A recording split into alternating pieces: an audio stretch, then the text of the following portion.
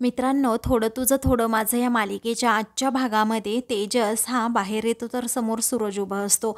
म्हणूनच तो आता मानसीला खूप जोरात ओरडतो की तुम्ही पाल्याझुरळं दिसली म्हणून एवढी नाटकं करायची नाही. अहो, अजिबात आदळआपट करायची नाही. नंतर बघा, जर काही तुम्ही आदळआपट केली तर मी सहन करणार नाही, तुम्हाला डायरेक्ट हुसकून देईल बाहेर. मग आता सूरज म्हणतो, त्यांना का रे बोलतोस तू? मला सगळं डोळ्यांनी दिसतं आणि कानाने सुद्धा ऐकू येतं. अरे, मला तुझी सगळी नाटकं कळतायत. असं म्हणून आता सूरज जरा तेजसला एका मिनिटासाठी घाबरवतोच. त्यावेळी आता तेजसला वाटतं की याने सगळं काही आमचं आतलं बोलणं ऐकलं की काय, म्हणूनच तो जरा एकदम शांत राहतो. त्यावेळी सूरज म्हणतो, गायत्री वहिनी नाही आहे म्हणूनच मुद्दाम तू त्यांना त्रास देतोस ना तेजा? मग आता तेजस म्हणतो, हो देणार त्रास, जोपर्यंत मला त्रास होणार ना तोपर्यंत मी त्यांना त्रास देतच राहणार. म्हणून तो आता सूरजला काहीही कळू देत नाही की मी मानसी बरोबर आतमध्ये बोलत होतो. तेव्हा आता रागातच तेजस देखील म्हणतो की तू खरंच गायत्री वहिनीला नाव सांगणार आहे का? मग आता सूरज म्हणतो, हो सांगणारच आहे. तेव्हा जा, तुला सांगायचं तर सांग, जेव्हा मला त्रास होईल तेव्हा मी अजिबात ऐकून घेणार नाही, असं आता रागातच तेजस म्हणत असतो. मग आता सूरज लगेच इकडे तिकडे पाहतो आणि म्हणतो, नाही सांगत मी गायत्री वहिनीला, पण त्या भाडेकरूंना सुद्धा त्रास देऊ नको, कारण अरे तुला माहिती आहे का, ती लोक खूप चांगले आहेत. तेव्हा ठीक आहे, असा आता तेजस म्हणतो. तिला हात लावतो, कारण ओरडून ओरडून आता त्याचाच घसा कोरडा पडलेला असतो. त्यानंतर तो आता आईला आवाज देतो आणि स्टूल घेऊन ये गं असं म्हणतो. तेव्हा आता आभा स्टूल घेऊन बाहेर येते आणि कुणाला हवा आहे स्टूल असं विचारते. मग आता तेजस म्हणतो, नवीन भाडेकरूंना स्टूल हवाय. त्यावेळी आता आभा म्हणते, का? मी नाही देणार त्यांना स्टूल. मग अशी कशी बोलत होती पाहिलं का तुझ्याबरोबर, कशी भांडत होती तुझ्याबरोबर ती. त्यावेळी आता तेजस म्हणतो की दे, जाऊ दे, चांगली माणसं आहेत ती. तेव्हा आता आभा स्टूल देण्यास तयारच नसते. तर इकडे मानसी रूममध्ये असते आणि म्हणते, बापरे, राष्ट्रही तेवढा वेळ कुठे राहिले असतील काय माहीत, असं म्हणून ती आता बाहेर येते. इकडे आता आभा म्हणते, गायत्री वहिनीला जर मदत करायची असेल ना त्यांना तर करू देत, कारण अगोदरच तात्यांनी तुला इकडे बाहेर राहण्याची शिक्षा दिली आहे. अरे, सगळ्यांचं भलं करताना तुझं काय होतं ना ते अगोदर तू बघ ना, असं म्हणून ती त्याला समजावते. त्यावेळी तेजस म्हणतो, अगं आभा ऐक ना जरा, तू मगाशी ज्या ते बोलल्या ना ते कशासाठी बोलल्या माहिती आहे का? का बोलल्या माहिती आहे का? गायत्री वहिनी होती ना म्हणून बोलल्या, नाहीतर त्यांचं इंटेन्शन मला बोलण्याचं नव्हतंच. मग आता त्या काय गायत्री वहिनीसमोर शायनिंग दाखवत होत्या का, असं आता आभा विचारते. म्हणजे तेच वहिनीसमोर इम्प्रेशन पाडण्यासाठी. आणि मला एक म्हणायचं आहे दादा, ऐक ना, अरे तू दुसऱ्यांचं भलं करता करता इथे घराबाहेर आहे, एवढी गोष्ट तू लक्षात ठेव.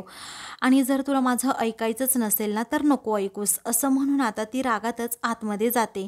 ती आतमध्ये गेल्यानंतर तेजस स्टूल घेऊन चाललेला असतो, पण समोरच आता मानसी असते. मानसीने आता सर्व बोलणं ऐकलेलं असतं. आता ती म्हणते, काय तुम्हाला घराबाहेर राहण्याची शिक्षा दिली आहे तात्यांनी? अहो नाही, मी तात्यांबरोबर बोलते आता. त्यावेळी आता तेजस म्हणतो, नाही नका बोलू तुम्ही तात्यांबरोबर.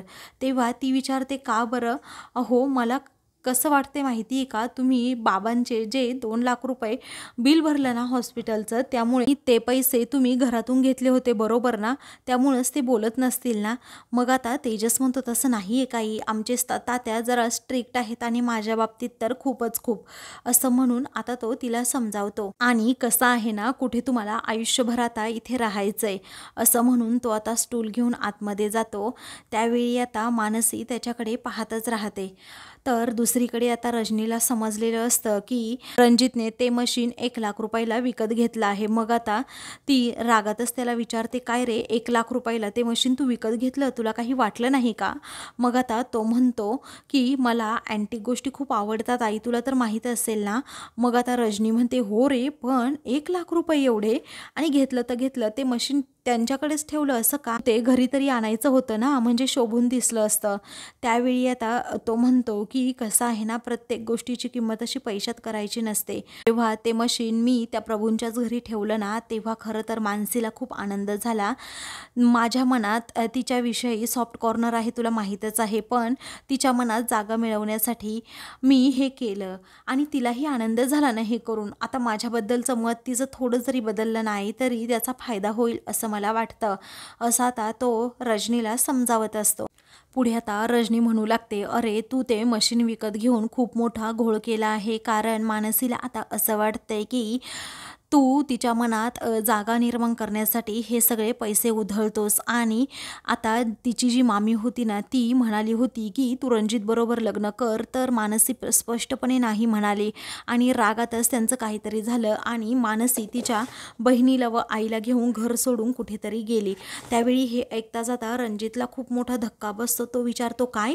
मग आता हो असंच झालं आहे असं आता रजनी त्याला सांगते. तेव्हा नक्की मानसी कुठे गेली, आता तिला शोधायचं कुठे, असा आता रणजितला प्रश्न पडतो. त्यानंतर तो त्याच्या आईवरच डाऊट घेतो आणि विचारतो, आई तू तर काही घोळ घातला नाही ना गं, म्हणजे मानसीच्या आईला बहिणीला काही केलं नाही ना? रजनी म्हणते, नाही रे बाबा, मी कशाला काय करू, मी नाही केलं. हे बघ माझ्याकडून चूक झाली, तुमच्या दोघांचं लग्न मी मोडलं, परंतु आता मला असं काहीही वाटत नाही आहे आणि मी तिला काहीही केलेलं नाही आहे. उलट मी तुमचं लग्न जुळवण्याचा प्रयत्न करते आहे आणि लग्न मोडल्याची शिक्षा आता मी भोगते. तेव्हा रणजितला आता खूप टेन्शन येतं, नक्की मानसी कुठे गेली असेल, तिचा कुठे शोध घ्यायचा. तर आता दुसरीकडे तेजस हा संपतरावांचा फोटो मानसीच्या घरात लावतो. त्यावेळी आता मानसी त्या फोटोकडे पाहतच राहते आणि रडत असते. मग आता मी हा फोटो तुमच्या आनंदासाठी लावला आहे, डोळ्यात पाणी पाहण्यासाठी नाही, असा आता तेजस मानसीला म्हणतो. ती आता रडत असते. तेव्हा तेजस लगेच हात पुढे करतो आणि तिचे अश्रू पुसणार असतो, पण हात तो मागे घेतो आणि म्हणतो की तुम्ही स्वतः पुसा बरं ते अश्रू, आणि असं रडायचं नाही. मी तुम्हाला सांगितलं ना, संपतराव नेहमी आहेत तुमच्याबरोबर आणि मी सुद्धा आहे. तेव्हा तो तिच्याकडे पाहतच राहतो. दोघेही एकमेकांकडे खूप वेळ पाहतात आणि मग तेजस हा तेथून जातो. तेव्हा मानसी मनातल्या मनात विचार करते, खरंच हा माणूस ना खूप ग्रेट आहे आणि मी बाबांना सुद्धा वचन दिलंय की यांच्या नेहमी बरोबर असेल, अगदी शेवटच्या श्वासापर्यंत, कारण मी तुम्हाला शब्द दिलाय बाबा. आणि हा माणूससुद्धा खरंच खूप चांगला आहे, म्हणजे दुसऱ्यांच्या सुखासाठी, म्हणजे आमच्या सुखासाठी त्यांनी खूप काही केलं आहे. घरातून 2 लाख रुपये चोरले आणि तुमच्या हॉस्पिटलचं बिल भरलं. आत्तासुद्धा मला इथे राहता यावं म्हणून ते घरच्यांबरोबर भांडतायत आणि आमच्यामध्ये मैत्री नाही, आमच्यामध्ये भांडणच आहे असं सर्वांना दाखवतायत. खरंच ग्रेट आहे हे राष्ट्रहित, असं म्हणून आता ती त्याच्या स्वप्नामध्ये अगदी रंगून जाते. इकडे नीता कधी येते याची तेजस वाट पाहत असतो, कारण रात्र झालेली असते आणि त्याला खूप भूक लागलेली असते.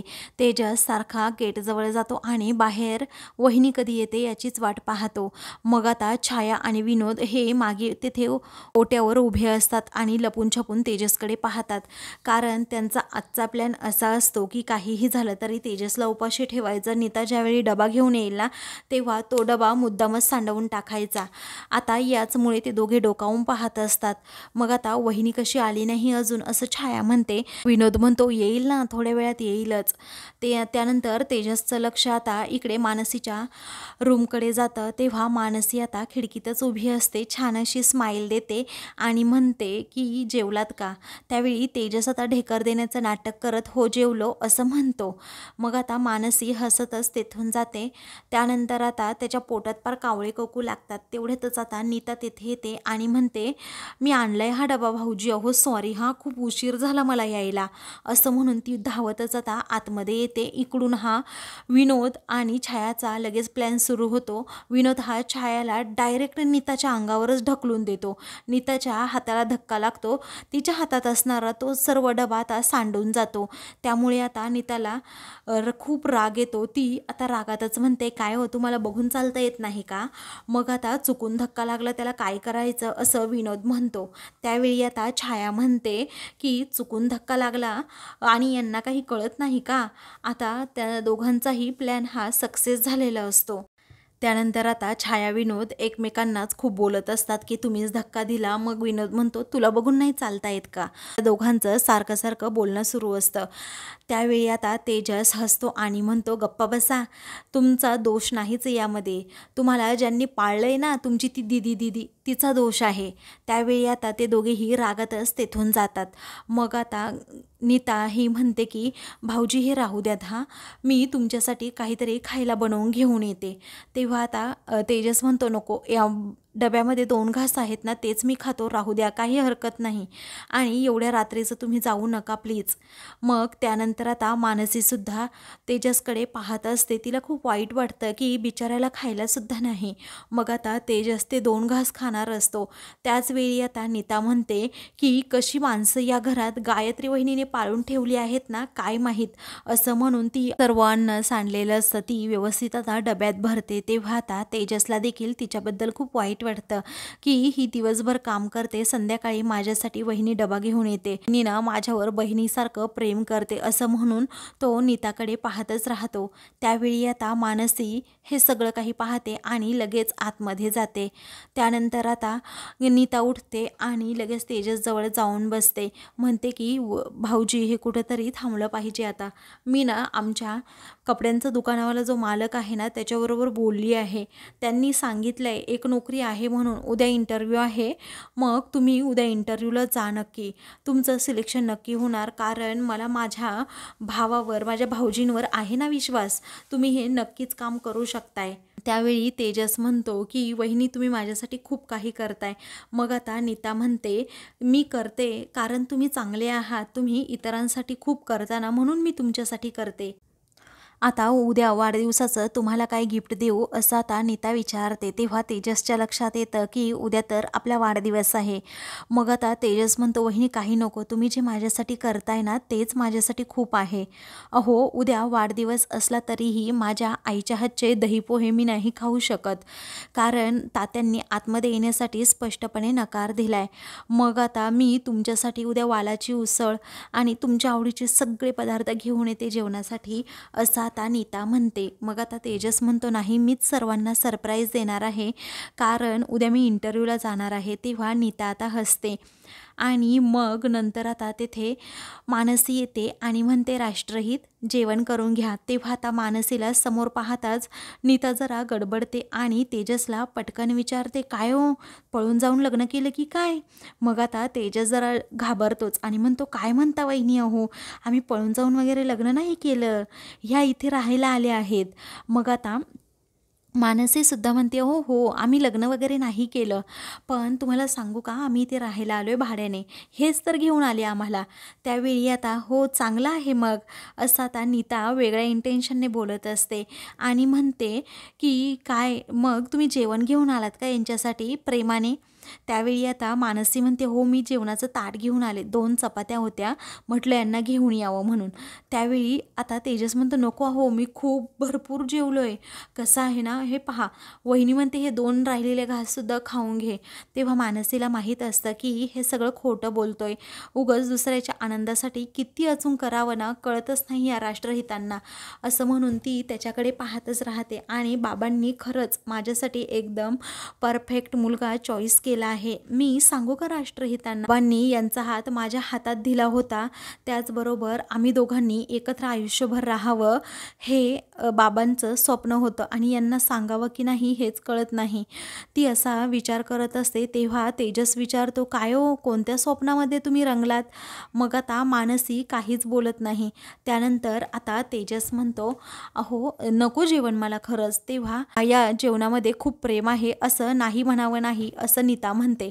त्यावेळी आता तेजस म्हणतो वहिनी तू हे काय बोलतेस. मग आता असं म्हटल्याबरोबरच मानसी म्हणते अहो आपली भेट झाली आहे का कुठेतरी, म्हणून तिला आता आठवतं की ही भेट कपड्यांच्या दुकानामध्ये झाली होती. त्यावेळी आता मानसी म्हणते हो मी तुम्हाला पाहिलं होतं तेथे कपड्यांच्या दुकानामध्ये. त्यावेळी आता नीता म्हणते हो ना तुमच्या आवडीचा ड्रेस, यांच्या आवडीची ओढणी, तुम्ही पाहिलंच असणार ना मला. मानसी म्हणते हो तेव्हाच मी पाहिलं होतं तुम्हाला. ही नीताला आता खूप आवडलेलं असतं की बरं झालं मानसी इथे राहायला आली. मानसी आता तेजसकडे ताट देते.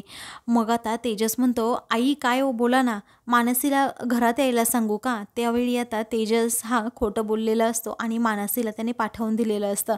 त्याला म्हणतो वहिनी हे काय. त्यावेळी विचार करायला अजिबात हरकत नाही आहे असं आता नीता म्हणते, कारण मुलगी लाखात एक आहे. त्यावेळी आता तेजस म्हणतो ऑलरेडी मी त्यांच्या जोड्या लावतोय, सेटिंग लावतोय इकडे तिकडे, आणि तुमचं काय चाललंय. तेव्हा सेटिंग आता तुमचीच लावा असं आता नीता म्हणते. तर आता मित्रांनो पुढील भागामध्ये तेजसचा आता वाढदिवस असतो आणि कृष्ण जन्माष्टमीसुद्धा असते. तर आता पाळणा म्हणायला कुणीच नसतं, कारण आता दरवर्षी पाळणा हा तेजस म्हणत असतो. त्याचवेळी आता त्याला आबाही व्हिडिओ कॉल करते आणि म्हणते की पाळणा म्हण. तेव्हा तेजस आता पाळणा म्हणत असतो, तेव्हा सुनंदाला आता खूपच रडू येतं. तर मानसी आता लगेच देवाच्या पाया पडते आणि म्हणते बरं झालं देवा तू मदत केली. अशाच मालिकेंचे पुढील भाग पाहण्यासाठी चॅनलला सबस्क्राईब करा.